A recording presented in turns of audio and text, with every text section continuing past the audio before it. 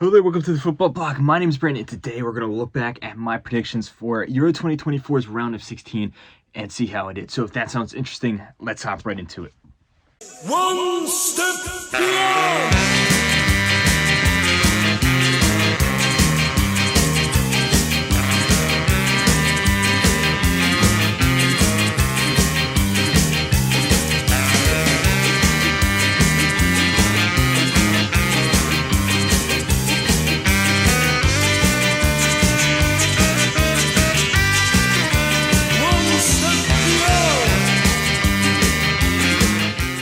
So Euro 2024's round of 16 has come to a close. 8 teams have been sent home. 8 teams are moving on to the quarterfinals. But before you look at the quarterfinals, let's look back at each of these round of 16 matches here, because we had some good ones. And of course, let's look at my predictions and see how I did. The first match that we're going to look at is Switzerland versus Italy, and this was an absolutely crazy game. This was, in my opinion, I think the first major upset that we're seeing at this tournament. Of course, we had Slovakia beating Belgium, but in the group stage, but Belgium ended up going through to the knockout stage. Perhaps you can say Croatia going out was a big upset as well. But this is one where I knew that it was going to be a close game, but I had no idea that Switzerland was going to be, well coordinated enough to defeat Italy. But more importantly, I had no idea that Italy was going to be this bad. This was an awful performance. Switzerland ended up winning it 2-0 on the night, but in my opinion, if not for Gianluigi Donnarumma, it could have been a lot worse. Italy had absolutely nothing going forward. Their attack was completely non-existent, which on the one hand, if you look at them on paper, does kind of make sense, but also just the system did not benefit this Italian squad of players at all. I think Spalletti completely got his tactics wrong. Just the formation that he played, trying to imprint his style on this team, even though the players don't match with that style at all. Super disappointing from Italy, but you also have to give a lot of credit to Switzerland. I think they've actually been one of the sleeper teams this tournament. They've played some great football. They have yet to lose a match. They look extremely well organized, very concise, deserved winners here. My prediction, I said that it was going to be 1-1. It was going to go to penalties, and then Italy was going to come out on top. Obviously, that did not happen here. Let's look on to the next game that we had that same day, and we had Germany, the host nation, going up against Denmark, the Cinderella team from the last Euros. And this game, on paper, looks pretty straightforward. If you just look at the scoreline and it says, Germany 2, Denmark 0, makes perfect sense. My prediction was that Germany was going to win 1-0. But the game itself tells a very different story. Overall, I think Germany was a better team, and I think that they deserve to go through, but Denmark really made them work for it. Denmark had a whole bunch of really great chances. Kasper Schmeichel put in a great shift in the goal, and also just Denmark overall, a very organized team, just like I talked about in the last match with Switzerland, and they caused Germany some struggles. And if it wasn't for some very controversial refereeing decisions, who knows what would have happened here. There was some very controversial decisions there, in particular the goal that Denmark had that was disallowed. Now, my prediction, I said that it was going to be 1-0 to Germany, and it was going to be really close with a late goal from Fulkrug. That did not happen, but I think, got this one fairly spot on, in the sense that Denmark's not going to be an easy opponent, but Germany still is going to pull through in the end. Next game we're going to look at is England versus Slovakia. This was a game that was very interesting because sometimes, you have this idea in football that, the team full of talented individuals will not be enough to stop an actual team, a team that works together, a team that has a good structure behind them. And unfortunately, that did not ring true in this game, because the team full of individuals that are just playing as individuals ended up going through in this case. from minute 1 to literally minute 90, I think Slovakia was the better team. They were just so much more intelligent in how they played. They chose the right moments to attack. They chose the right moments to sit back. England looked so dull. They looked so lethargic. They look completely devoid of ideas, as they have in every single one of these games up until this point. And yet, in the 95th minute, Jude Bellingham scored a bicycle kick or an overhead kick to level the match 1-1. And then a few minutes into extra time, Harry Kane, after a strange deflection of the ball in the box, scored a pretty nice header to put England up 2-1. That's what happens when you have world-class players like Jude Bellingham and Harry Kane on the pitch. Very unfortunate scenes because Slovakia played so well throughout the whole tournament and especially in this match here. But in the end of the day, England did just enough to get to the quarterfinals. That being said, they did not play well at all. My prediction was that England was going to win 1-0. I thought it was going to be a super boring game. To be honest, that is actually very true. Even though I got the amount of goals wrong, I did get the right goal deficit. So that was a pretty good prediction in my opinion. Next game we're going to look at is Spain versus Georgia. And this was a game that was very fun to watch. The complete opposite of what we just talked about. We had two teams completely duking it out, just going head to head. Georgia can only play really one way. They only know how to play like that. They don't have a talented enough squad to really try and bat down the hatches and play kind of like how Slovakia did. Unfortunately, Georgia does not have that talent. And on the flip side, Spain, this performance from the Spanish team so far proves, in my opinion, that they are the best team in the tournament up until this point. They played some beautiful football. It's, like I said before, it is a combination of this almost gegenpressing style, this super high intensity, very aggressive, forward-thinking tactics, but at the same time, you still have that stereotypical Spanish DNA where they like to hold on to the ball. They like to, have more possession, perhaps not as much possession as beforehand, but they're now more direct. They utilize wingers, and I think the biggest difference between them and, say, Euro 2012 or World Cup 2010 is just how fast this team is, how fast they move the ball. But it is extremely fun to watch, and my prediction was that Spain was going to win 3-1, that it was going to be a very back-and-forth game. Ultimately, Spain is a much better team. Spain ended up winning 4-1. I think I got this prediction spot on. Interesting enough, Georgia actually did open the score there with an own goal. But Spain they didn't look flustered, really, at any point of the game. They knew that they would eventually score. Now, the next game we have up is France versus Belgium. This was a heavyweight clash of titans that we saw.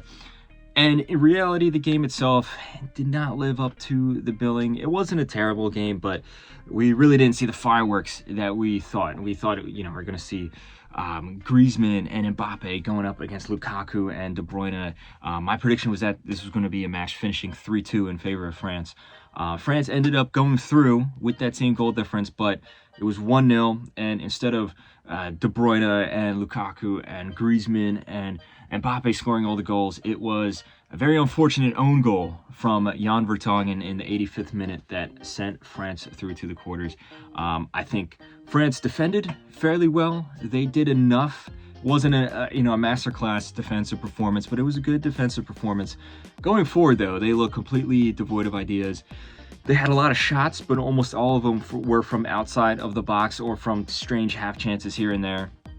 And I think Belgium missed a golden opportunity in this game to capitalize upon those flaws in the French team. This Belgian team lined up super strangely. For example, it was almost a 4-2-4 formation with four attackers with like Openda and Lukaku up top. And then the midfielders, they had De Bruyne playing as a CDM. Very interesting formation. Didn't really pan out. Now, De Bruyne had a good game. He actually played pretty well as CDM, but at the same time, you did not see that attacking output.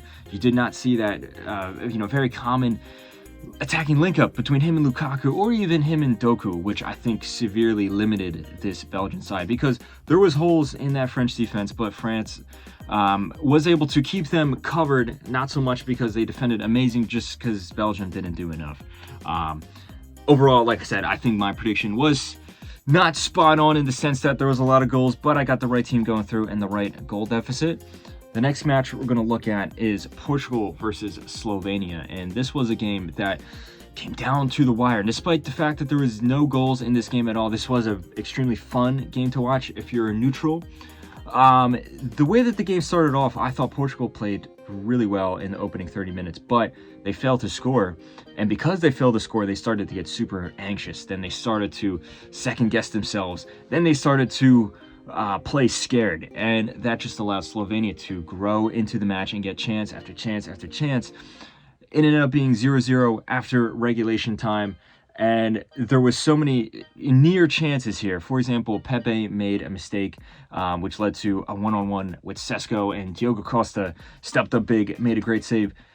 Now, Portugal also got a penalty in extra time. Ronaldo stepped up to take it, and he had his penalty saved by Oblak. Ronaldo had a very tough game in front of goal. I think his build-up play was fine. He linked up well with his teammates. He had some good passes, but his finishing, for whatever reason, just was not on point today. He had so many chances that he spurred, and it got to the point where he just looked desperate to score. But credit to him, because the match went to penalties. He scored the opening penalty, very good penalty there. But the hero of the match ended up being Diogo Costa, who saved 3 penalties in a row. He saved all of Slovenia's penalties, sending Portugal to the quarterfinals just by the skin of their teeth. On the one hand, you can criticize Portugal for playing very poorly, but then also, I think a lot of credit has to be given to Slovenia. They really showed up in this game and in this tournament in general. My prediction was that Portugal was going to win 2-1. I thought it was going to be very close. Ultimately, Portugal's talent would show through. That's essentially what happened as well. It was, 0-0 on the night, but Portugal, just because Diogo Costa had an amazing performance, is what sent them through to the quarterfinals with that save against Sesko, but then also obviously his 3 saves in the penalty shootout. The next match we're going to look at is Romania versus the Netherlands, and this was a game that should not have occurred, in the sense that Romania should not have topped their group, and the Netherlands should not have finished as low as they did in their group. An absolute crazy group stage led to this meeting here, and this was a game that I was slightly disappointed by, in the sense that I was expecting an upset to some extent. I wanted to see Romania go forward because Romania was electric at some points of the group stage. But I think they kind of ran their course. This is a team that is not very talented, just in terms of player quality. They were playing well, but of course, with a team like this, that's going to reach its limit. On the flip side, I actually think the Netherlands played pretty well. They finally showed up.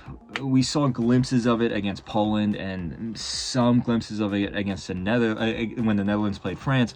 But they were awful against Austria. This game here, they finally showed up. Cody Gakpo in particular, who's been having a pretty good tournament, had an amazing game here. I think Xavi Simons also had a really good game, and also Daniel Malin with the 2 goals there. Like I said, Netherlands finally showed up, which is, I guess, interesting to see going forward.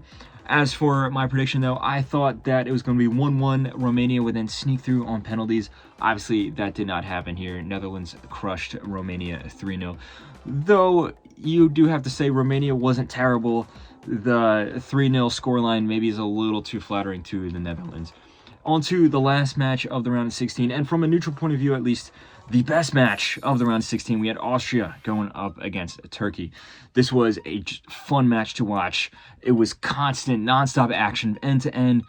So many chances for either team. I think that the reason that Turkey ended up winning this match 2-1 is 2 reasons. One, they obviously got the early goal there, which is detrimental to the opposing team, because you're immediately on the back foot there. But also, I almost said the word home advantage, and it almost felt like a home advantage for Turkey. Obviously, this game is being played in Germany, but there are millions upon millions of Turkish people living in Germany, and they really show out for these games. And you can just see it if you're watching the game on TV, or if you're there in person. You can see the passion coming from the fans and how that inspires the players. The amazing fan atmosphere that you get from Turkish fans in these stadiums, I think, is really pushing this team along.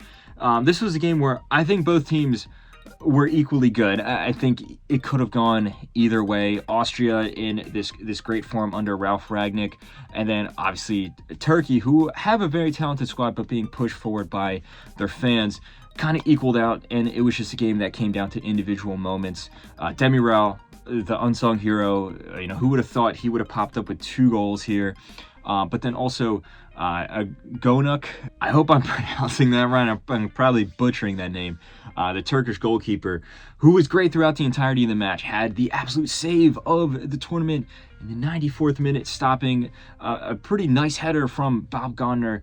It looked like it was certain to be ending up in the back of the net, and he saved it with, it looked like his thumb, essentially. Save of the match, stopped Austria from equalizing and sending Turkey through to the quarterfinals there. As for my predictions, I got this one completely wrong. I thought that Austria was going to smash Turkey. I thought that the momentum that Austria had was just going to blow past this Turkish team, which can be kind of volatile. It can be very up and down. So anyway, let me know how your predictions went below. I think overall I actually did pretty good. Yes, I got the last 2 completely wrong, to be perfectly honest, but other than that, I think I was pretty spot on, even if the scores weren't exactly correct. I had the vibe correct for each of these matches and the right team going through. If you did predictions, obviously let me know how you did in the comment section below. Don't forget to like and subscribe, share this video with a friend, follow the Football Bloc on social media. But anyway, guys, my name is Brandon. This has been the Football Bloc, and I hope you have a nice rest of your night. One step beyond.